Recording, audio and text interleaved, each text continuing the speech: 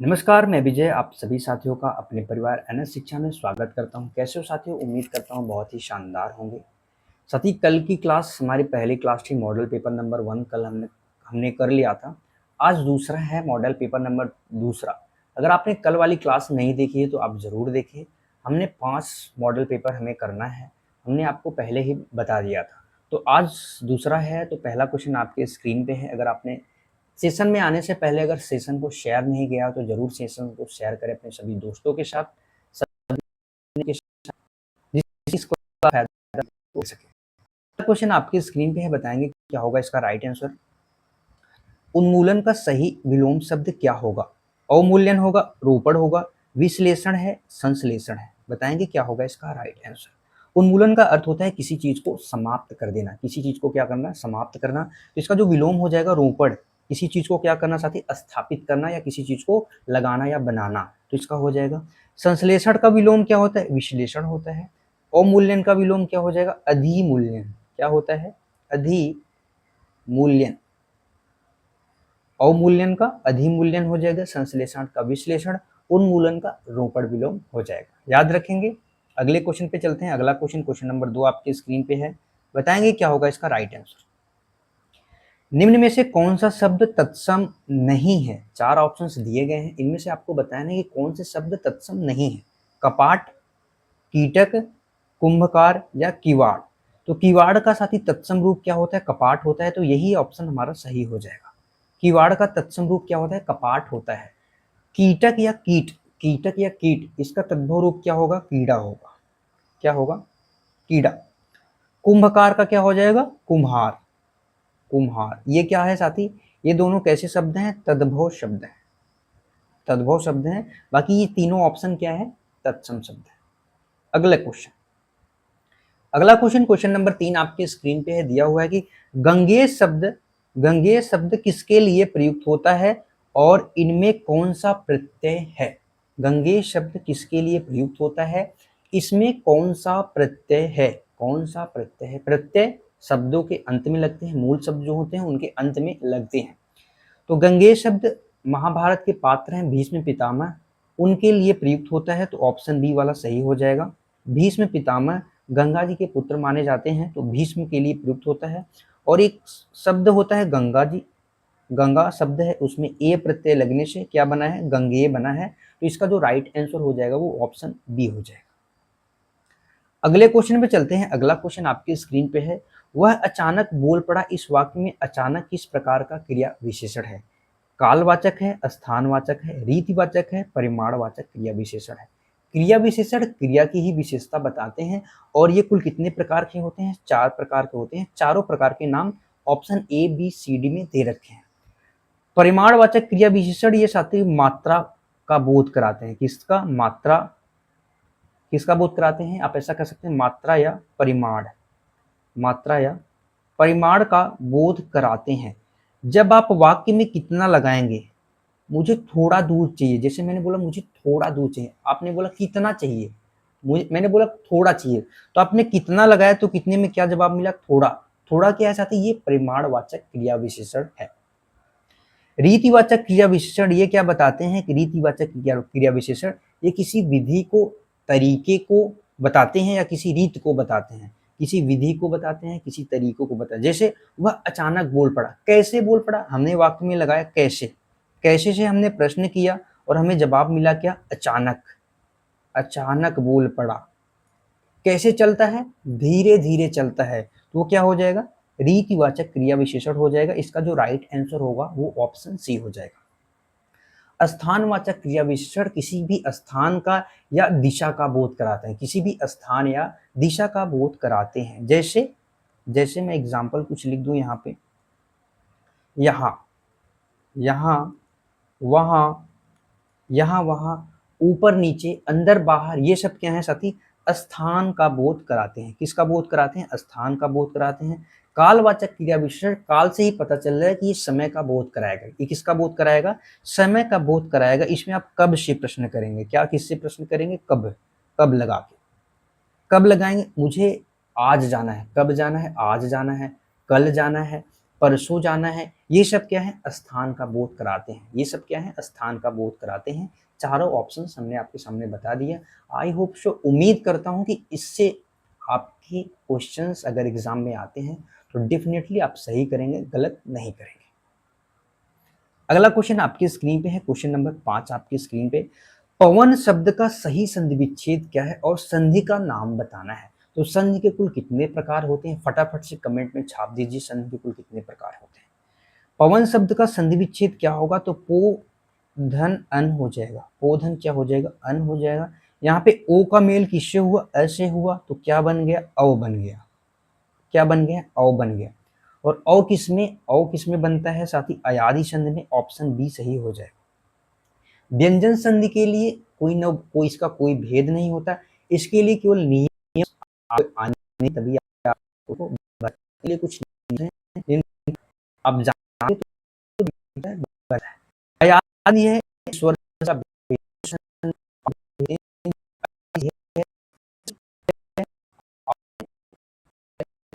अव आओ, आओ, ये ध्वनि को विजयन हो, नयन, नयन आया, ये अयादि शब्द है। पवन हो गया, पवन, पवन यानी अयादि हो गया। दीर्घ संधि की बात करें तो दीर्घ संधि जो भी सजाती स्वर होते हैं, जैसे अ आ हो गया, ई हो गया, उ हो गया, ये आपस में ही मेल होंगे और परिवार को अपने क्या बढ़ाएंगे, बड़ा बनाएंगे। जैसे यहाँ पे एक चीज मैं आपको लिखता हूँ, अ का मेल, अ या आ का मेल किसी से हो जाए, किसी भी अ या अपने ही स्वर से होगा, सजाती स्वर से होगा, तो हमेशा क्या बनाएगा, आ बनाएगा। इसी प्रकार ई का मेल, छोटी ई या बड़ी ई का मेल किसी से हो जाए, ई या छोटी ई से हो जाए, तो वहां पे ई बनेगा, बड़ी ई। और उसी प्रकार ऊ का नियम होता है, तो वहां पे दीर्घ संधि बनती है। वृद्धि संधि की बात करें, वृद्धि संधि में क्या होता है साथी, थोड़ा सा वृद्धि संधि भी समझ लेते हैं। वृद्धि संधि में क्या होता है, ऐ की मात्रा और औ की मात्रा, ऐ और औ की मात्रा। अधिकांशतः शब्दों में ये मात्रा जिस शब्द में बीच में प्रयोग होगा वहां पे क्या होता है, वृद्धि संधि होता है। जैसे हमने कहा एक एक, एक एक, यहाँ पे कौन सी मात्रा है, ऐ की मात्रा है, ऐ की मात्रा, वहां पे वृद्धि संधि हो जाएगी। यहाँ पे क्या होता है, अ का मेल ए से, ऐसे या ओ या औ से हो जाए, किसी से हो जाए, अ या आ का मेल ए से होगा तो क्या बनाएगा, ए बनाएगा। यहाँ पे ए की मात्रा मैंने लिख दी है। और अ या आ का मेल ओ या औ से हो तो क्या बनाएगा, हमेशा औ बनाएगा। तो वहां पे क्या होगा, वृद्धि संधि हो जाएगी। तो डायरेक्टली हमने ए की मात्रा और औ की मात्रा अधिकांशतः शब्दों में मिलेगा, तो वहां पे एक की हो जाएगी। जैसे एक शब्द में है, तो एक में कौन सी संधि हो जाएगी, वृद्धि संधि हो जाएगा। इसी प्रकार सदैव हो गया, यथैव हो गया, इस सब में साथी कौन सी संधि हो जाएगी, वृद्धि संधि हो जाएगी। आई होप आपको समझ में आया होगा। अगले क्वेश्चन पे चलते हैं। अगला क्वेश्चन आपकी स्क्रीन पे, क्वेश्चन नंबर 5। त्रिलोचन शब्द में कौन सा समास है यदि इसका अर्थ किससे लिया जाए, शिव से लिया जाए। यानी यहाँ पे एक विशेष अर्थ, ऐसा बहुव्रीहि समास होता है, अन्य अर्थ प्रकट हो। त्रिलोचन यानी 3 नेत्र हैं जिसके अर्थात भगवान शिव जी से संबंधित है, वहां पे हमेशा क्या होगा, बहुव्रीहि समास हो जाएगा। द्विगु समास में पहला पद संख्यावाची होता है। पहला पद क्या ऐसा होता है, संख्यावाची, संख्यावाची। संख्यावाची से मतलब जैसे तिराहा हो गया, चौराहा हो गया, अठन्नी हो गया, चौवन्नी हो गया, अठन्नी, चौवन्नी, ये सब क्या है, द्विगु समास के उदाहरण है। कर्मधारय समास एक पद विशेषण और एक पद विशेष होता है, वहां पे तुलना की भी बात होती है, उपमेय उपमान की। जैसे एक एग्जांपल लिख देते हैं, नील कमल, नील कमल, कमल की विशेषता क्या है, कमल नीला है। अव्ययी भाव समास में पहला पद क्या होता है, अव्यय। पहला पद अव्यय होगा या उपसर्ग होगा, पहला पद उपसर्ग। इसमें पहला पद अव्यय या उपसर्ग लगाओ। जैसे प्रतिदिन, प्रति क्या है, उपसर्ग है। और इसमें जो पुनरावृत्ति वाले शब्द होते हैं, जैसे रातों रात, दिनों दिन, हाथों हाथ, ये सब किसके अंतर्गत आते हैं, अव्ययी भाव समास के अंतर्गत आते हैं। समास के कुल कितने भेद होते हैं, तो समास के कुल 6 भेद होते हैं। अगला क्वेश्चन, क्वेश्चन नंबर 7 आपकी स्क्रीन पे है। प्रभु जी तुम चंदन हम पानी, यह प्रसिद्ध पंक्ति है, किस रचनाकार की है, ये आपको बताना है। क्या कबीरदास जी की है, रैदास जी की है, मलुकदास जी की है, गुरु नानक जी की है। कबीरदास के एक शिष्य का नाम क्या है, धर्मदास। धर्मदास कबीरदास जी की वाणी का संग्रह कबीरदास जी की जो रचनाएं हैं साखी, सबद, रमैनी, इनका संग्रह बीजक नाम से धर्मदास जी ने 1464 ईस्वी के आसपास किया था धर्मदास ने। यह प्रसिद्ध पंक्ति किसकी है तो साथी रैदास जी की है। प्रभु जी तुम चंदन हम पानी। मलुकदास जी की बात करें तो मलुकदास जी की एक प्रसिद्ध पंक्ति है कि अजगर करे न चाकरी, पंछी करे न काज या काम। यह प्रसिद्ध पंक्ति किसकी है? मलुकदास जी की है। गुरु नानक देव जी ये सिख धर्म के क्या थे? संस्थापक थे और पहले क्या थे? पहले गुरु थे सिख धर्म के, पहले गुरु और सिख धर्म के संस्थापक थे, ये भी आपको याद रखना है। अगर बात करें इनकी जो वाणी थी, इनकी वाणी गुरु ग्रंथ साहिब में, इनकी वाणी गुरु ग्रंथ साहिब, गुरु ग्रंथ साहिब में क्या है? इनकी वाणी दर्ज है। ये भी आपको थोड़ा सा ध्यान में रखना है। इन द सेंस कि अगर क्वेश्चन आपके एग्जाम में आ जाए तो आप आसानी से कर सकते हैं। शांत रस का अस्थाई भाव क्या है? शांत रस का अस्थाई भाव क्या है ये आपको बताना है। रस के कुल कितने भेद होते हैं साथी? तो रस के कुल भेद होते हैं 9, लेकिन भरत मुनि जी 9 भेद नहीं मानते हैं, 8 भेद मानते हैं। कौन सा रस नहीं मानते हैं? शांत रस को नहीं मानते। रस के अगर आपसे पूछा जाए अंग, रस के पूछा जाए अंग या तत्व तो कितने होते हैं? अंग या तत्व कितने होते हैं? कुल 4 होते हैं। पहला होता है साथी अस्थाई भाव, पहला क्या है? अस्थाई भाव। दूसरा है विभाव, दूसरा हो गया विभाव। तीसरा है अनुभाव, तीसरा अनुभव। और चौथा क्या हो गया? संचारी भाव, जिसे व्यभिचारी भाव भी कहते हैं। संचारी भाव जिसे क्या कहते हैं? व्यभिचारी भाव भी कहते हैं। वहीं भी बात करें जो अस्थाई भाव है इनकी संख्या मूल रूप से 9 है, वर्तमान में लेकिन 11 है। विभाव कितने प्रकार के होते हैं? 2 प्रकार के होते हैं, आलंबन विभाव और उद्दीपन विभाव होता है। संचारी भाव की संख्या साथी कितनी है? तो संचारी भाव की संख्या कुल 33 संख्या है। अब यहाँ पे बताना है जो निर्वेद होता है ये साथी क्या है? शांत रस का स्थायी भाव है। शांत रस का स्थायी भाव अगर आपसे पूछा जाए तो आप बताएंगे क्या है? निर्वेद है। वहीं पे करुड़ रस का स्थायी भाव पूछा जाए तो करुड़ रस का स्थायी भाव क्या होता है? शोक होता है। करुड़ रस का स्थायी भाव क्या होता है? शोक होता है। जुगुप्सा यानी घृणा, जुगुप्सा यानी घृणा बात करें विभत्स रस, विभत्स रस, विभत्स रस का स्थायी भाव क्या होता है? जुगुप्सा होता है। विस्मय यानी अद्भुत रस, विस्मय यानी अद्भुत रस का स्थायी भाव क्या होता है? विस्मय होता है। तो इसका जो राइट आंसर हो जाएगा वो क्या हो जाएगा? Option D. शांत रस का स्थायी भाव क्या होगा? निर्वेद होगा। शांत रस का स्थायी भाव क्या होगा? निर्वेद होगा। अगले क्वेश्चन पे चलते हैं। अगला क्वेश्चन आपके स्क्रीन पे है।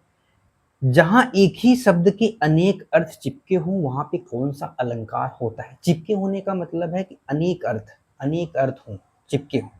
अनुप्रास अलंकार में क्या होता है साथी? इसमें तो वर्णों की आवृत्ति होती है, वर्णों की आवृत्ति। कभी कभार क्या होता है शब्द आ जाते हैं जैसे रिझी रिझी, रसी रसी, हंसी हंसी उठे, तो यहाँ पे शब्दों की भी आवृत्ति हो जाती है, तो वहाँ पे अनुप्रास अलंकार हो जाता है। और इसके कुल कितने भेद होते हैं? तो इसके कुल 5 भेद होते हैं।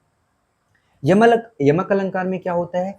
इसमें एक शब्द 2 या 2 से अधिक बार आएंगे, लेकिन दोनों बार उनका क्या होगा? अर्थ अलग अलग हो जाएगा। दोनों बार क्या होगा? अलग अलग हो जाएगा। जैसे काली घटा का गमन घटा, एक घटना यानी घमंड से है और एक घटना यानी काले बादल से है, तो वहां पे भी कौन सा अलंकार होगा? यमक अलंकार होता है वहां पे।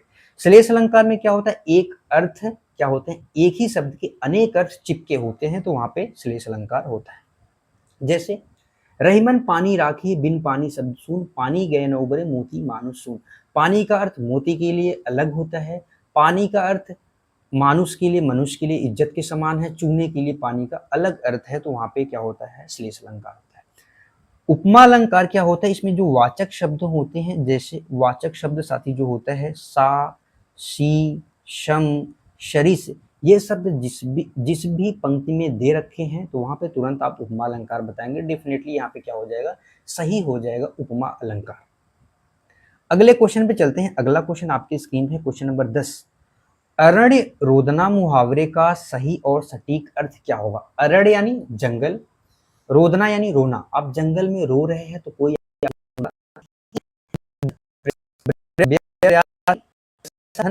जिस पर ध्यान दे, फिर अरण्य मुहावरे का सही हो जाएगा। अगला बताएं नंबर 11 चयन आपको बताना है।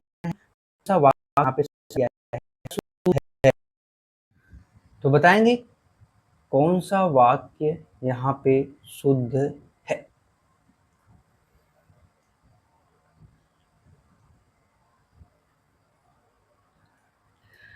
तुलसीदास ने मानस की रचना लिखी है, नहीं साथी, मानस की रचना की है, ये वाक्य क्या हो गया, गलत हो गया।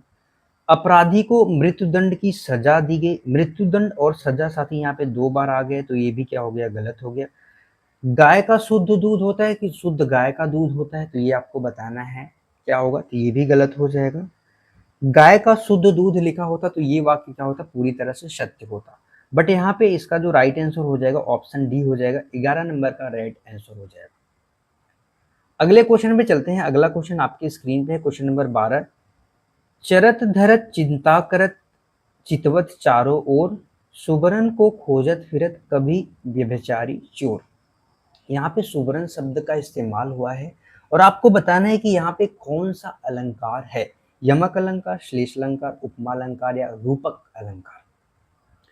सुबरन साथी एक शब्द है लेकिन इसके अनेक अर्थ हैं और चिपके हुए हैं। जहाँ पे भी अनेक अर्थ चिपके हुए होते हैं वहाँ पे कौन सा अलंकार होता है, श्लेष अलंकार होता है। सुबरन का अर्थ कवि से अच्छे शब्दों से है। सुबरन का अर्थ व्यभिचारी जो दुष्ट व्यक्ति होते हैं उनका अलग मीनिंग है, और सुबरन का अर्थ चोर के लिए उनका अलग मीनिंग है। वो सोने चांदी पैसे की तरफ हमेशा उनका ध्यान रहता है। तीनों का अलग अलग मीनिंग है, एक ही शब्द है, तो वहाँ पे श्लेष अलंकार हो जाएगा। यमक अलंकार में एक ही शब्द 2 से अधिक बार आ सकते हैं, लेकिन दोनों बार क्या होगा, उनका अर्थ अलग होगा, वहाँ पे यमक अलंकार होता है। उपमा अलंकार में वाचक शब्दों का प्रयोग होता है। रूपक अलंकार में अभेद रहित आरोप लगाया जाता है। जैसे जैसे आप कह सकते हैं कि चंद्र के समान मुख, चंद्र मुख के समान है, चंद्र मुख के समान है, तो चंद्र मुख में समानता बताई गई है, अभेद रहित आरोप है, तो वहां पे रूपक अलंकार होता है। अगले क्वेश्चन पे चलते हैं। अगला क्वेश्चन, क्वेश्चन नंबर 13 आपके स्क्रीन पे दिया हुआ है। दामिनी शब्द दिया हुआ है साथी, दामिनी का पर्यायवाची शब्द क्या है, सूता है, सरिता है, विद्युत है या वन। वन को क्या कहते हैं, विपिन। वन को क्या कहते हैं, विपिन, कानन, अरण्य, विपिन, कानन, अरण्य, जंगल, ये सब क्या है, वन के पर्यायवाची हैं। विद्युत लिखा गया है तो विद्युत दामिनी का पर्यायवाची है, ऑप्शन सी वाला इसका क्या हो जाएगा, करेक्ट हो जाएगा। इसके अलावा चपला भी कहते हैं, चपला, चंचला, चंचला, तड़ित, तड़ित, सौदामिनी, दामिनी, ये सब विद्युत के पर्यायवाची हैं। सरिता किसका पर्यायवाची है साथी, नदी का पर्यायवाची है। नदी हो गया, तटनी, नदी, तटनी, तरंगिणी, ये सब नदी के पर्यायवाची हैं।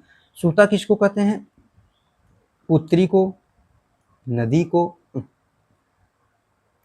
पुत्री को कहते हैं, बेटी को कहते हैं। सुता हो गया, आत्मजा हो गया, तनिया हो गया, ये सब सुता यानी बेटी के पर्यायवाची शब्द हैं। अगला क्वेश्चन, क्वेश्चन नंबर 14 आपकी स्क्रीन पे है, बताएंगे क्या होगा इसका राइट आंसर। मुनीष शब्द में कौन सी संधि है, बताना है साथी। संधि के कुल कितने भेद होते हैं, हमने आपसे पूछा है, बताएंगे संधि के कुल कितने भेद होते हैं। गुण संधि, दीर्घ संधि, यण संधि, वृद्धि संधि। यण संधि, वृद्धि संधि, गुण संधि।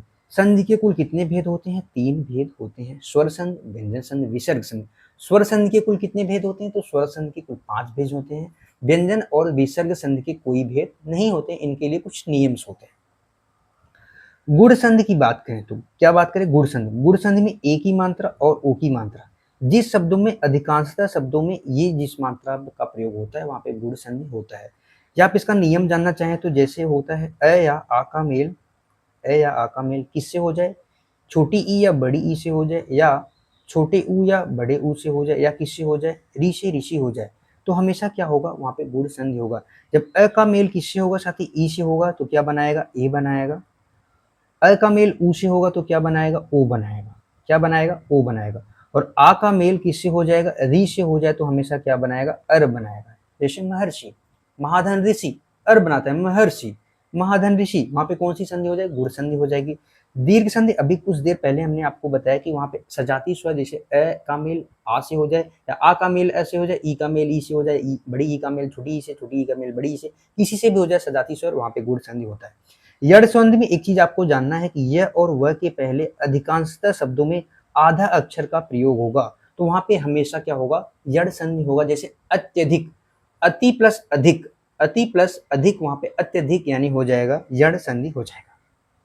वही वृद्धि संधि में क्या होता है, ऐ की मात्रा और औ की मात्रा, अधिकांशतः शब्दों में अगर ये आपको मात्रा दिख जाए तो वहां पे वृद्धि संधि होता है। जैसे सदैव हो गया, यथैव हो गया, ये सब क्या है, एकैक हो गया, वहां पे वृद्धि संधि का उदाहरण है। तो मनीष का संधि विच्छेद करेंगे मुनीष का, तो क्या हो जाएगा साथी, मुनि धन ईश, मुनि धन क्या हो जाएगा, ईश, क्या हो जाएगा, मुनि धन ईश। क्वेश्चन नंबर 14 है ना आपकी स्क्रीन पे। तो कौन सी संधि हो जाएगी, ई का मेल किससे हुआ, ई से हुआ, हमेशा बड़ी ई बनेगा। तो इसका जो राइट आंसर हो जाएगा ऑप्शन बी वाला सही हो जाएगा। क्या होगा, ऑप्शन बी वाला इसका राइट आंसर हो जाएगा। समझ में आया चीजें। अगले क्वेश्चन पे चलिए। अगला क्वेश्चन, क्वेश्चन नंबर 15 आपके साथ।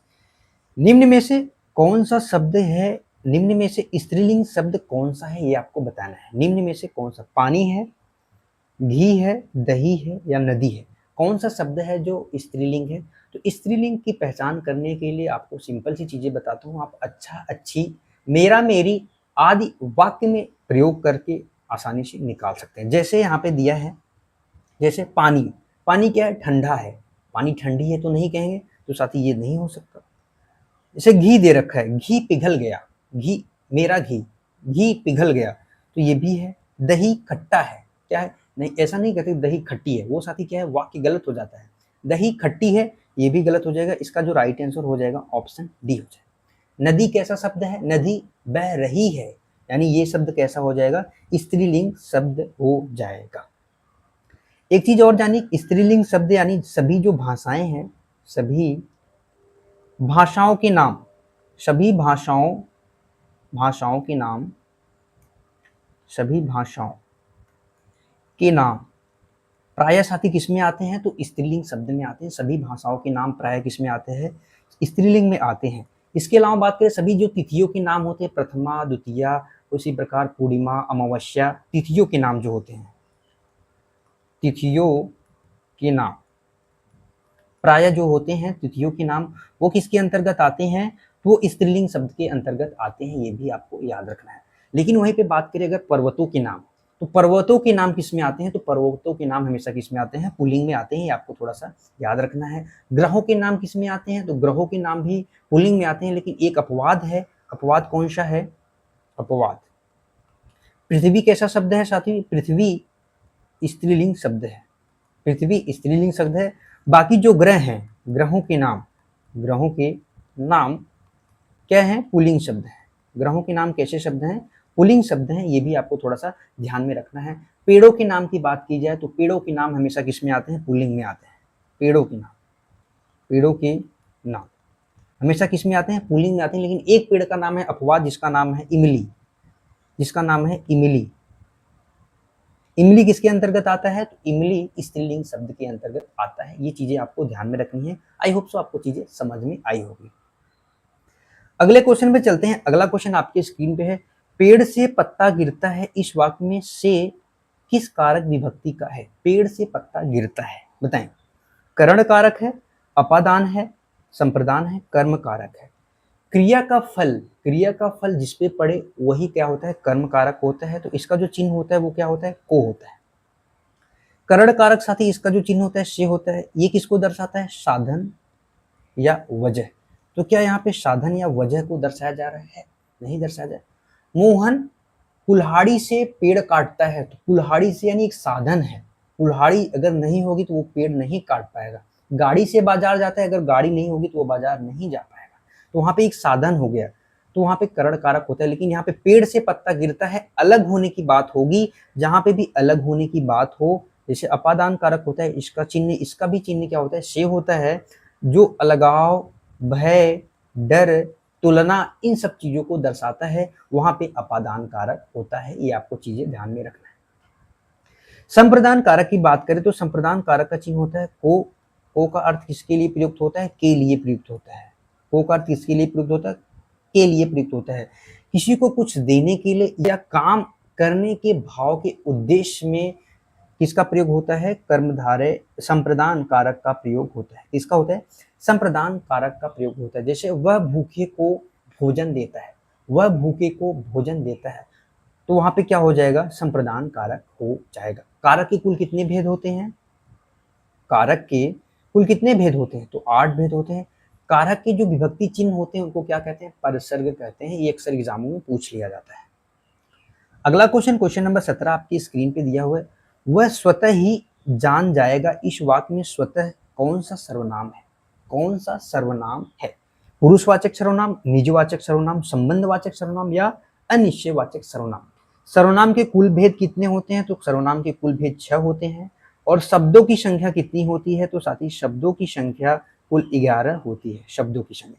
पुरुषवाचक सर्वनाम किसी 3 पुरुष की बात हो, जैसे मैं, तुम और हम, यानी सबकी बात, तो वहां पे किसी 3 पुरुष की बात हो तो वहां पे पुरुषवाचक सर्वनाम होता है। पुरुषवाचक सर्वनाम के कुल कितने भेद होते हैं, 3 भेद होते हैं, मध्यम पुरुष, उत्तम पुरुष और अन्य पुरुष होते हैं, तो वहां पे 3। निजवाचक सर्वनाम, इसमें स्वयं के बारे में बात होगी, जैसे आप, स्वतः, खुद, तो यहाँ पे आपके बारे में, स्वयं के बारे में बात होगी, यानी स्वतः के बारे में, तो वहां पे क्या हो जाएगा, निजवाचक सर्वनाम होगा। अपने आप, स्वयं, खुद के बारे में जहाँ पे बात हो वहां पे निजवाचक सर्वनाम होता है। संबंधवाचक क्या करते हैं साथी, ये संबंध जोड़ने का काम करते हैं। इसके जो शब्द हैं, जो और सो, जो और सो, जैसा करेगा वैसा भरेगा, जैसा वैसा, जो सो, ये सब क्या होते हैं, संबंधवाचक सर्वनाम होते हैं। अनिश्चयवाचक सर्वनाम किसी भी निश्चित वस्तु का बोध, निश्चित वस्तु या व्यक्ति का बोध नहीं कराते हैं। और इसके जो शब्द होते हैं वो कौन से होते हैं, कोई और कुछ। जैसे कोई दरवाजे पे खड़ा है, कोई खड़ा है यानी अनिश्चित है, अनिश्चित व्यक्ति का बोध करा रहा है, यानी क्लियर नहीं है कौन खड़ा है, यानी कोई दरवाजे पे खड़ा है, कोई आया है, कोई जा रहा है, ये सब क्या हो जाएंगे, अनिश्चयवाचक सर्वनाम हो जाएंगे। समझ में आया। अगले क्वेश्चन पे चलते हैं। क्वेश्चन नंबर 18 आपकी स्क्रीन पर है। निम्नलिखित में से अयोगवाह ध्वनि किसे कहते हैं, अयोगवाह ध्वनि किसे कहते हैं। क्या संयुक्त व्यंजन को, अनुस्वार या विसर्ग को, अल्प प्राण या महाप्राण। संयुक्त व्यंजन क्या होते हैं, 4 हैं, 2 व्यंजन मिलके बनते होते हैं। जो होता है क्षेत्र, ये 4 कौन कौन से होते हैं, क्षेत्र, व्यस्त्र होते हैं। अनुस्वार क्या होता है, ये अयोगवाह होता है। अनुस्वार और विसर्ग ये साथी क्या होते हैं, अयोगवाह होते हैं। अनुस्वार और विसर्ग क्या होते हैं, ये अयोगवाह होते हैं। ये थोड़ा सा आपको ध्यान में रखना है। अल्प प्राण वर्ण की बात करें, महाप्राण, प्राणत्व के आधार पर वर्णों को 2 भागों में बांटा गया है। पहला है अल्प प्राण, दूसरा है महाप्राण। अल्प प्राण में कम सांस प्राणवायु की आवश्यकता होती है और अधिक महाप्राण में क्या होता है, अधिक प्राणवायु की आवश्यकता होती है। अल्प प्राण में जो वर्गीय व्यंजन होते हैं, जिनका पहला वर्गीय व्यंजन का पहला, तीसरा और पांचवा, इसके अलावा अंतस्थ व्यंजन कौन कौन से होते हैं, क्या आपको पता है। अंतस्थ व्यंजन यर, लव, यर, लव और उच्छिद व्यंजन का अर्ध प्लस सभी स्वर किसके अंतर्गत आते हैं, अल्प प्राण के अंतर्गत आते हैं। पहला, तीसरा, पांचवा सभी वर्गीय व्यंजन का। इसके अलावा अंतस्थ व्यंजन जो कुल कितने होते हैं, 4 होते हैं। अर्ध क्या है, उच्छिद व्यंजन का व्यंजन है। और सभी स्वर किसके अंतर्गत आते हैं, अल्प प्राण के अंतर्गत आते हैं। महाप्राण के अंतर्गत दूसरा वर्गीय व्यंजन का दूसरा और चौथा वर्ण, इसके अलावा ऊष्म व्यंजन कुल कितने होते हैं साथी, 4 होते हैं। वो कौन कौन से होते हैं, शक है, श है। और इसके अलावा अर्ध उच्छिद व्यंजन का जो बचा है वो महाप्राण वर्ण के अंतर्गत आता है। आई होप सो आपको चीजें समझ में आई होगी। अगला क्वेश्चन नंबर 19 आपके स्क्रीन पे है। बताना है क्या होगा इसका आंसर। वर्ष 2017 में ज्ञानपीठ पुरस्कार निम्नलिखित में से किस हिंदी साहित्यकार को प्रदान किया गया था। वर्ष 2017 में ज्ञानपीठ पुरस्कार क्या निर्मल वर्मा जी को मिला था, कृष्णा सोबती को, केदारनाथ सिंह, कुंवर नारायण। बताएंगे क्या होगा इसका राइट आंसर। निर्मल वर्मा जी की बात करें, किसकी, निर्मल वर्मा जी की, तो वर्ष 1999 में साथी, वर्ष 1999 में गुरुदयाल सिंह के साथ, ये क्या थे, गुरुदयाल सिंह के साथ इन्हें संयुक्त रूप से ज्ञानपीठ पुरस्कार मिला था। संयुक्त रूप से ज्ञानपीठ पुरस्कार संयुक्त रूप से मिला था। संयुक्त रूप से इनके संपूर्ण साहित्य के लिए दिया गया था। कृष्णा सोबती जी की बात करें तो इसका जो राइट आंसर हो जाएगा ऑप्शन बी हो जाएगा। 2017 में इन्हें ज्ञानपीठ पुरस्कार कृष्णा सूर्ति जी को मिला था। संपूर्ण साहित्य के योगदान के लिए साहित्य के क्षेत्र में ज्ञानपीठ पुरस्कार दिया जाता है, तो संपूर्ण साहित्य के लिए इन्हें दिया गया था। अगर इनके कुछ उपन्यास की हम बात करें तो इनके कुछ उपन्यास जैसे जिंदगी नामा होता है, जिंदगी नामा, जिंदगी नामा हो गया, मित्रों मरजानी, मित्रों मरजानी, समय सरगम, समय सरगम। अक्सर एग्जामों में ये पूछ लिया जाता है, अक्सर क्या होता है एग्जामों में पूछ लिया जाता है। केदारनाथ सिंह जी की बात करें तो इन्हें साथी वर्ष 2005 में 41वां ज्ञानपीठ पुरस्कार मिला था। कौन से नंबर का मिला था? 41वां नंबर का ज्ञानपीठ पुरस्कार मिला था, ये आपको ध्यान में रखना है। कुंवर नारायण जी को मिला था, केदारनाथ सिंह जी को साथी 13 में मिला था, सॉरी 13 में कर लेंगे इसको, 13 में मिला था। और कुंवर नारायण जी को 2005 में मिला था ज्ञानपीठ पुरस्कार। और इनको कौन सा मिला था? कुंवर नारायण जी को तो 41वें नंबर का इन्हें मिला था, मिस्टेक हो गई थोड़ी सी, 41वें नंबर का इन्हें मिला था। और इन्हें कौन से नंबर का मिला था? इन्हें 49वें नंबर का मिला था, इन्हें 49वें नंबर का ज्ञानपीठ पुरस्कार मिला था। ये थोड़ा सा आपको ध्यान में रखना है। और पहला ज्ञानपीठ पुरस्कार कब किसको मिला था ये आपको कमेंट में बताना है। क्या आप जानना चाहते हैं? तो जो पहला ज्ञानपीठ पुरस्कार मिला था हिंदी में 1968 में चिदम्बरा के लिए मिला था। कौन सी रचना के लिए? चिदम्बरा के लिए सुमित्रा नंदन पंत जी को मिला था। 1968 में चिदम्बरा रचना के लिए पंत जी को मिला था। अगला क्वेश्चन, क्वेश्चन नंबर 20 आपके स्क्रीन पे है। हिंदी का प्रथम प्रमाणिक महाकाव्य किसे माना जाता है? हिंदी का प्रथम प्रमाणिक महाकाव्य साथी मेरे किसको माना जाता है? तो रामचंद्र शुक्ल और अधिकांश विद्वान पृथ्वीराज रासो को प्रथम प्रमाणिक महाकाव्य मानते हैं। इसके लेखक कौन है साथी? चंद बरदाई। इसके लेखक कौन है? चंद बरदाई हैं इसके लेखक, ये आपको याद रखना है। साकेत किसकी रचना है? मैथिली शरण गुप्त जी की रचना। किसकी है? मैथिली शरण गुप्त जी की रचना है। मैथिली शरण गुप्त जी को पहले राष्ट्रकवि की संज्ञा दी गई है। और किसने दिया था? महात्मा गांधी ने दिया था। इनकी एक रचना आई थी जिसका नाम है भारत भारती, वर्ष 1912 में जिसका प्रकाशन होता है। तो महात्मा गांधी जी इस रचना से प्रभावित होकर इन्हें पहले राष्ट्रकवि की संज्ञा दी थी। दूसरा राष्ट्रकवि है, ये आपको में बताना है। रामचरितमानस भाषा में लिखी गई और भाषा में इसकी रचना हुई एक प्रसिद्ध जिसके कौन है? तुलसी जी है। तुलसी कितने का? 7 है। जायसी की बात करें की रचना पद्मावत, सब क्या? जायसी की रचना है अवधी भाषा की इसकी रचना है। अगला क्वेश्चन नंबर 20 आपके स्क्रीन पे है। रसोई घर में कौन सा समास है? रसोई घर में कौन सा समास है? क्या अव्ययी भाव समास है, तत्पुरुष समास है, द्वंद्व समास है, बहुव्रीहि समास है, क्या है? अव्ययी भाव समास में क्या होता है? पहला पद अव्यय या उपसर्ग हो, या जो पुनरावृत्ति वाले शब्द होते हैं जैसे रातों रात, दिनों दिन, इसमें क्या होता है? अव्ययी भाव समास होता है। द्वंद्व समास में दोनों पद प्रधान होने चाहिए, दोनों पद प्रधान, जैसे माता पिता, दाल रोटी, नून तेल, अन्न जल, ये सब क्या है? बहुद्वंद समास के उदाहरण है, ये आपको याद रखना है। बहुव्रीहि समास के में क्या होता है? अन्य तीसरा अर्थ प्रकट होता है, अन्य तीसरा पद प्रधान होता है, जैसे त्रिनेत्र हो गया, गजानन हो गया, बीड़ापाई हो गया, लंबोदर हो गया, स्वयंभू हो गए, ये सब क्या है? बहुव्रीहि समास के उदाहरण है। तत्पुरुष समास में साथी क्या होता है? इसमें विभक्ति पद का लोप हो जाता है, इसलिए वहां पे तत्पुरुष समास होता है। जब हम इसका रसोई घर का समास विग्रह क्या करेंगे तो क्या हो जाएगा? रसोई के लिए घर, रसोई के लिए घर, रसोई के लिए घर। और यहाँ पे कौन सा समास हो जाएगा? संप्रदान तत्पुरुष के लिए, यानी संप्रदान तत्पुरुष के लिए क्या होता है? संप्रदान तत्पुरुष समास हो जाएगा। याद रखेंगे समास के कुल कितने भेद होते हैं? 6 भेद होते हैं। अगला क्वेश्चन आपके स्क्रीन पे है, बताएंगे क्या होगा इसका राइट आंसर। अगला क्वेश्चन, क्वेश्चन नंबर 22 आपके स्क्रीन पे है, बताएंगे साथी क्या होगा राइट आंसर। हिंदी भाषा किस लिपि में लिखी जाती है? हिंदी भाषा किस लिपि में लिखी जाती है? तो हिंदी भाषा जो लिपि है उसकी कौन सी लिपि है? तो देवनागरी लिपि है। ऑप्शन क्या हो जाएगा? बी करेक्ट हो जाएगा। गुरुमुखी पंजाबी भाषा की लिपि क्या है? पंजाबी भाषा की लिपि है गुरुमुखी लिपि। रोमन किसकी है? तो अंग्रेजी भाषा की लिपि है, अंग्रेजी भाषा की लिपि है। फारसी क्या है? उर्दू भाषा की लिपि है। किसकी है? उर्दू भाषा की लिपि क्या है? फारसी है। ये भी चीजें थोड़ा सा आपको ध्यान में रखना है, छोटे छोटे क्वेश्चन अक्सर पूछ लिए जाते हैं। अगला क्वेश्चन है क्वेश्चन नंबर 23। बोए पेड़ बबूल का तो आम कहाँ से होए, इस लोकोक्ति का सही अर्थ क्या होगा। इस लोकोक्ति, बोए पेड़ बबूल का तो आम कहाँ से होए, ये कहावत अक्सर एग्जामों में पूछ लिया जाता है। लोकोक्ति का अर्थ ही होता है कहावत।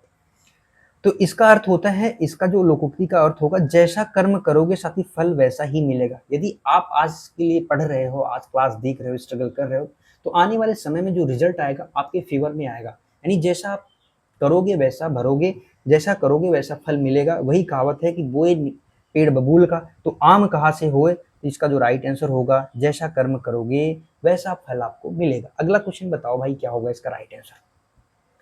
छंद शास्त्र के आदि प्रणेता आचार्य कौन माने जाते हैं। क्या भामा माने जाते हैं, पाणिनि, भरत मुनि या पिंगल ऋषि। छंद शास्त्र के प्रणेता आचार्य किसे माना जाता है। तो इसका जो राइट आंसर हो जाएगा ऑप्शन डी हो जाएगा, पिंगल ऋषि छंद शास्त्र के आचार्य माने जाते हैं। भरत मुनि जी रस संप्रदाय के प्रवर्तक हैं। किसके हैं, रस संप्रदाय, रस संप्रदाय के प्रवर्तक हैं। और इनकी एक प्रसिद्ध जो रचना है जिनका नाम है नाट्यशास्त्र, जिसमें रसों का वर्णन है। इन्होंने 8 रस माने हैं। वहीं पे बात करें साथी किसकी, पाणिनि जी की। पाणिनि जी की हम बात करें और भामा जी की बात करें तो जो अलंकार संप्रदाय है, भामा जी की बात करें तो अलंकार संप्रदाय, अलंकार संप्रदाय के प्रवर्तक। अगर आपसे पूछ लिया जाए कि अलंकार संप्रदाय के प्रवर्तक कौन है, प्रवर्तक तो कौन है, आचार्य भामा जी हैं। वहीं पे पाणिनि जी की बात करें तो पाणिनि जी की एक प्रसिद्ध रचना है जिसका क्या नाम है, अष्टाध्यायी। अष्टाध्यायी के लेखक कौन है, पाणिनि है। अगले क्वेश्चन पे चलते हैं। अगला क्वेश्चन आपके स्क्रीन पे है, बुढ़ापा शब्द में कौन सी संज्ञा है। क्या जातिवाचक है, भाववाचक है, व्यक्तिवाचक है या द्रव्यवाचक है। संज्ञा के कुल कितने प्रकार होते हैं, तो संज्ञा के कुल 5 प्रकार होते हैं। जातिवाचक संज्ञा जो किसी विशेष वर्ग की जाति का बोध कराए, जैसे लड़का, यानी हम लड़के, जितने लड़के हैं सभी लड़के जाति का बोध हो रहा है। सभी लड़के, लड़कियां हो गई, ये सब क्या हो गए, जानवर हो गए। किसी भी एक जाति की बात की जाए वहां पे जातिवाचक हो जाए। क्या बुढ़ापा किसी जाति की बात हो रही, नहीं। भाववाचक संज्ञा क्या होती है, जो गुण अवस्था, क्या हो, गुण दोष अवस्था का बोध कराए, दशा का बोध कराए, वहां पे भाववाचक संज्ञा होती है। जैसे गरीबी, बुढ़ापा, जवानी, ये सब क्या है, भाववाचक संज्ञा है। तो इसका जो राइट आंसर हो जाएगा ऑप्शन सी हो जाएगा, बुढ़ापा।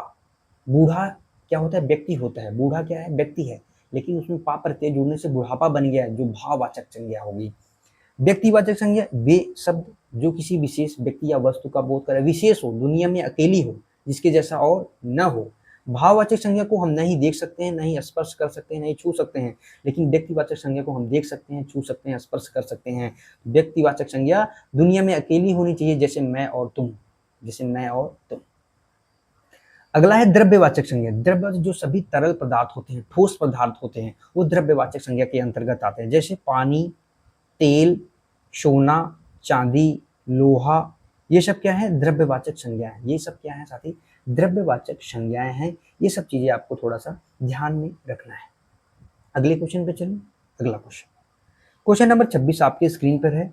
यह घोड़ा अच्छा है, इस वाक्य में यह क्या है, संज्ञा है, सर्वनाम है, विशेषण है या सार्वनामिक विशेषण है। संज्ञा क्या होते हैं, किसी भी व्यक्ति का नाम, वस्तु का नाम, गुण का नाम, दोष का नाम, भाव का नाम, जो भी नाम है वो सभी संज्ञा है। तो यह क्या नाम है किसी का, नहीं है, तो ये संज्ञा तो हो ही नहीं सकता। सर्वनाम क्या होते हैं, संज्ञा के स्थान पर प्रयुक्त होते हैं, और वो क्या होते हैं, शब्द को छोटा कर देते। यह क्लास मेरी है, मैं ले रहा हूँ इस क्लास को भाई, तो मेरा अपना नाम नहीं ले रहा हूँ, लेकिन उसकी जगह पे यह मैं का प्रयोग कर रहा हूँ, यही क्या है, सर्वनाम है। इसका जो राइट आंसर हो जाएगा ऑप्शन बी सही हो जाएगा। घोड़ा क्या है साथी, यहाँ पे यह हो गया सर्वनाम, घोड़ा क्या है, संज्ञा है। घोड़ा क्या है, संज्ञा। किसी एक घोड़े की बात नहीं, संपूर्ण घोड़े जात की बात हो रही है, तो वहां पे जातिवाचक संज्ञा है। और अच्छा क्या है, जो संज्ञा या सर्वनाम की विशेषता बताते हैं। घोड़ा कैसा है, अच्छा है, किसकी विशेषता बता रहे हैं, घोड़े की। घोड़े क्या है, संज्ञा शब्द है, और जो भी संज्ञा या सर्वनाम शब्द की विशेषता बताए उसे क्या कहते हैं, विशेषण कहते हैं। तो यहाँ पे अच्छा क्या हो जाएगा, विशेषण हो जाएगा।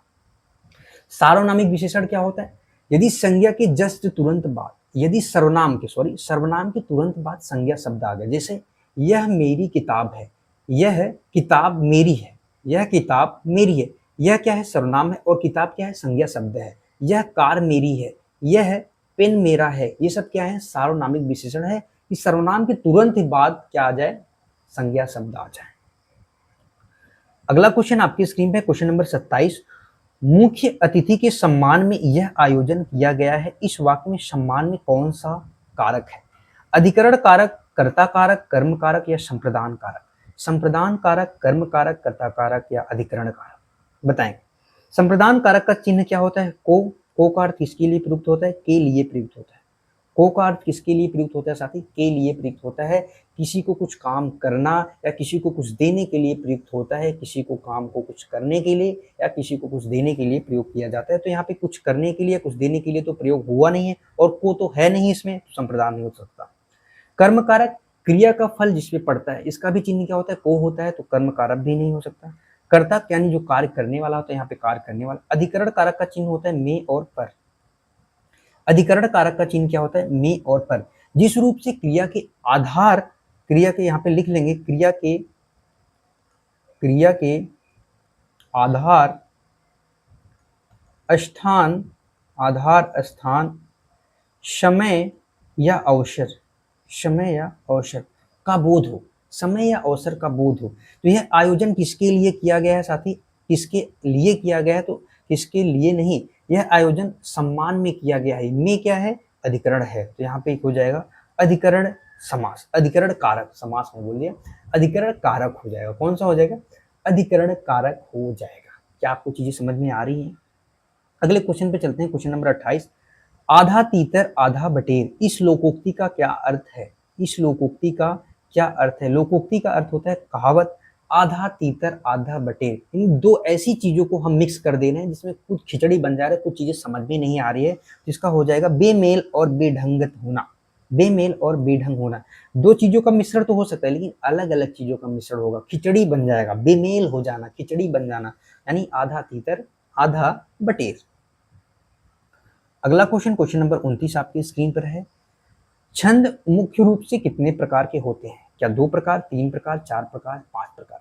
छंद के प्रवर्तक कौन माने जाते हैं? तो पिंगली ऋषि हैं, पिंगल ऋषि हैं, जो छंद के आचार्य, संप्रदाय आचार्य क्या होते हैं? प्रवर्तक माने जाते हैं। तो छंद के मुख्य 3 भेद होते हैं, तो ऑप्शन बी वाला सही हो जाएगा। पहला कौन सा होता है? मात्रिक छंद। पहला कौन सा होता है साथी? मात्रिक छंद। दूसरा होता है वर्णिक छंद, दूसरा वर्णिक छंद। तीसरा मुक्तक छंद। मुक्तक छंद, मुक्तक छंद यानी मुक्त होते हैं, नियमों से बंधे नहीं होते हैं। जो आज की आधुनिक कविताएं लोग लिखते हैं, लोग रचते हैं, वही मुक्तक छंद है। मात्रिक छंद में मात्राओं की गणना की जाती है, मात्राओं की गणना के आधार पर। और वर्णिक छंद जो होता है, इसमें वर्णों की क्या होती है? गणना होती है। वर्णों की गणना के आधार पर छंद के कुल कितने भेद होते हैं? 3 भेद होते हैं। अगला क्वेश्चन, क्वेश्चन नंबर 30, घबराहट शब्द में कौन सा प्रत्यय है? राहट, ट, आहट या हट? एक शब्द होता है घबरा, घबराना। घबराना क्या है या सती? ये मूल क्रिया है। घबराना क्या है? क्रिया है, और यहाँ पे ना प्रत्यय जुड़ने से क्रिया का निर्माण हुआ है। तो एक शब्द होता है क्या? घबरा, घबरा। घबरा में कौन सा प्रत्यय जुड़ा है? आहट। तो इसका जो राइट आंसर हो जाएगा, ऑप्शन क्या हो जाएगा? सी हो जाएगा। चिल्लाहट हो गया, गड़गड़ाहट हो गया, चिल्लाहट हो गया, गड़गड़ाहट हो गया, गुर्राहट हो गया। इस सब में कौन सा प्रत्यय है? आहट प्रत्यय है। अगले क्वेश्चन पे चलते हैं। अगला क्वेश्चन आपकी स्क्रीन पर क्वेश्चन नंबर 31 नंबर का क्वेश्चन है कि अव्यय के मुख्य रूप से कितने भेद होते हैं? अव्यय के मुख्य रूप से कितने भेद होते हैं? तो अव्यय के मुख्य रूप से 4 भेद होते हैं। कौन कौन से होते हैं? पहला क्या होता है? क्रिया विशेषण अव्यय, क्रिया विशेषण अव्यय, लिख लेंगे क्रिया विशेषण अव्यय। दूसरा क्या होता है साथी? संबंध बोधक अव्यय, संबंध बोधक। तीसरा क्या होता है? समुच्चय बोधक, समुच्चय। और चौथा क्या होता है? विस्मयादि बोधक, विस्मयादि बोधक अव्यय होता है। कैसा होता है? विस्मयादि बोधक अव्यय होता है। विस्मयादि बोधक अव्यय जैसे जैसे आप कुछ समझ लीजिए, अरे, आह, वाह, जो मन के भाव होते हैं उनको प्रकट करने के लिए किया जाता है। वाह, इतनी अच्छी क्लास है, वाह, आप इतने मजे से देख रहे हैं क्लास को, ये क्या होता है? विस्मयादि बोधक अव्यय होता है। समुच्चय बोधक अव्यय जैसे किंतु, परंतु, इसलिए वगैरह, ये सब क्या होते हैं? दो उपवाक्यों को कनेक्ट करते हैं। संबंधवाचक अव्यय क्या होते हैं? ये संबंध जोड़ते हैं। जैसे के बिना, के पास, जैसे तुम्हारे बिना, के बिना, ये तो क्लास पॉसिबल ही नहीं हो सकती क्योंकि आपकी सपोर्ट की वजह से। तो यानी के बिना यानी एक प्रकार से संबंध है। क्रिया विशेषण जो क्रिया की विशेषता बता देते हैं, जैसे जैसे क्या होता है, धीरे धीरे, वो कैसे दौड़ता है, धीरे धीरे दौड़ता है, कैसे दौड़ता है, तेज दौड़ता है। ये सब क्या है, क्रिया विशेषण है। छोटा सा हमने समझ लिया, क्या ही जाता है थोड़ा सा चीजें समझने में। अगला क्वेश्चन है कि हिंदी के प्रथम उपन्यास किसे माना जाता है। हिंदी का प्रथम उपन्यास किसे माना जाता है। अगर पूछा जाए मौलिक उपन्यास या प्रथम उपन्यास तो किसको माना जाता है, परीक्षा गुरु को। किसको माना जाता है, परीक्षा गुरु को माना जाता है। इसका प्रकाशन 1882 ईस्वी में होता है। इसके जो रचनाकार हैं, लेखक हैं, लाला श्री निवास दास हैं। कौन है, लाला श्री निवास दास। इसके क्या है साथी, रचनाकार हैं। चंद्रकांता के लेखक हैं देवकी नंदन खत्री, देवकी नंदन खत्री हैं। गोदान प्रेमचंद की रचना है, किसकी है, प्रेमचंद की। कंकाल तितली इरावती, ये किसकी रचना है, जयशंकर प्रसाद की। इसकी है, जयशंकर प्रसाद की है। तो हिंदी का प्रथम उपन्यास किसे माना जाता है, प्रथम उपन्यास परीक्षा गुरु को माना जाता है। इसके लेखक हैं लाला श्री निवास दास। अगले क्वेश्चन पे चलते हैं। अगला क्वेश्चन आपको गद्यांश से, इसको ध्यान से पढ़ना है और इसके आधार पर दिए गए प्रश्नों के सही उत्तर आपको देना है। भारत एक कृषि प्रधान देश है। यहाँ की अधिकांश आबादी गांव में निवास करती है। यहाँ की आबादी अधिकांश क्या करती है साथी, गांव में निवास करती है। उनका मुख्य व्यवसाय कृषि है। भारतीय किसान दिन रात खेतों में कड़ी मेहनत करके देश के लिए क्या करते हैं, अन्न उपजाता है। इसलिए हमें क्या करनी चाहिए, इनकी रिस्पेक्ट करनी चाहिए। इसलिए इन्हें क्या कहा जाता है, अन्नदाता कहा जाता है किसानों को। लेकिन आज भी प्रकृति की अनिश्चितता जैसे सूखा, अत्यधिक बाढ़ के कारण को भारी है।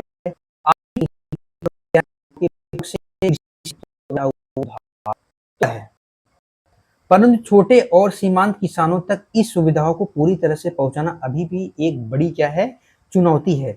देश का सर्वांगीण विकास के लिए किसानों की स्थिति को सुदृढ़ करना अत्यंत आवश्यक है। चलते हैं प्रश्न क्या कहते हैं और क्या होगा इसका राइट आंसर। भारत की अधिकांश आबादी कहाँ निवास करती है। तो जैसे ही हमने पहले लाइन में पढ़ा था कि भारत की जो अधिकांश आबादी है वो कहाँ निवास करती है, गाँव में निवास करती है। क्या करेक्ट हो जाएगा। हम देखेंगे अगला क्या है, किसानों को अन्नदाता क्यों कहा जाता है। तो किसानों को अन्नदाता इसलिए कहा जाता है क्योंकि वो दिन रात खेतों में कड़ी मेहनत करके देश के लिए क्या करते हैं, अन्न उपजाता है। तो इसका जो राइट आंसर होगा ऑप्शन बी में दे रखा है कि वह दिन रात मेहनत करके क्या करता है, अन्न उपजाता है। इसलिए उसे क्या कहा जाता है, अन्नदाता कहा जाता है। अगला क्वेश्चन है, किसानों को भारी आर्थिक नुकसान का सामना क्यों करना पड़ा। क्योंकि यहाँ पे देखेंगे, क्योंकि यहाँ पे जैसे सूखा या अत्यधिक बाढ़ के कारण किसानों को आर्थिक नुकसान पहुंचा। तो इसका जो राइट आंसर हो जाएगा ऑप्शन बी हो जाएगा। प्रकृति की अनिश्चितता, सूखा, बाढ़ के कारण बेचारों को क्या होता है, किसानों को आर्थिक नुकसान का सामना करना पड़ता है। अगला क्वेश्चन है क्वेश्चन नंबर 36। कृषि क्षेत्र में सुधार किससे हुआ है। कृषि क्षेत्र में सुधार किससे हुआ है। तो यहाँ पे दे रखा है तकनीकी और वैज्ञानिक उपकरणों के कारण कृषि क्षेत्र में अत्यधिक सुधार हुआ है। तो इसका जो राइट आंसर हो जाएगा ऑप्शन बी हो जाएगा। आधुनिक तकनीकी और वैज्ञानिक उपकरणों के प्रयोग से कृषि क्षेत्र में क्या हुआ है, अत्यधिक सुधार हुआ है। अगला क्वेश्चन आज का आखिरी आपके स्क्रीन पे है, गद्यांश के अनुसार देश के सर्वांगीण विकास के लिए क्या आवश्यक है। गद्यांश के अनुसार देश के सर्वांगीण विकास के लिए क्या आवश्यक है। तो यहाँ पे देखेंगे कि दिया गया है कि देश के सर्वांगीण विकास के लिए किसानों की स्थिति को सुदृढ़ करना अत्यंत आवश्यक है। यानी किसानों की जो स्थिति है उसको बेहतर ढंग से बनाना, सुदृढ़ करना, अच्छे तरीके से बनाना, ये क्या है, इसलिए क्या होगा, यही गद्यांश का आंसर है कि गद्यांश के अनुसार देश का जो सर्वांगीण विकास है वो किसके लिए आवश्यक है, किसानों की स्थिति को सुदृढ़ करना। ठीक है, समझ में आया। आई होप सो आपको आज की जो क्लास है साथी वाकई में पसंद आए होगी। क्वेश्चंस कैसे थे आप बताएंगे, आपके 37 में से कितने स्कोर हुए, आपके 37 में से कितने स्कोर सही हुए। ये हमारा टेलीग्राम चैनल, आप इसे जरूर ज्वाइन करें और क्लास को अंत तक देखने के लिए आप सभी साथियों का धन्यवाद है। क्लास को सब्सक्राइब, लाइक, कमेंट, शेयर जरूर करें। कल मिलेंगे अगली क्लास में, तब तक के लिए बाय बाय साथी। Thank you so much. खुश रहिए, मस्त रहिए, पढ़ते रहिए। जय हिंद साथियों।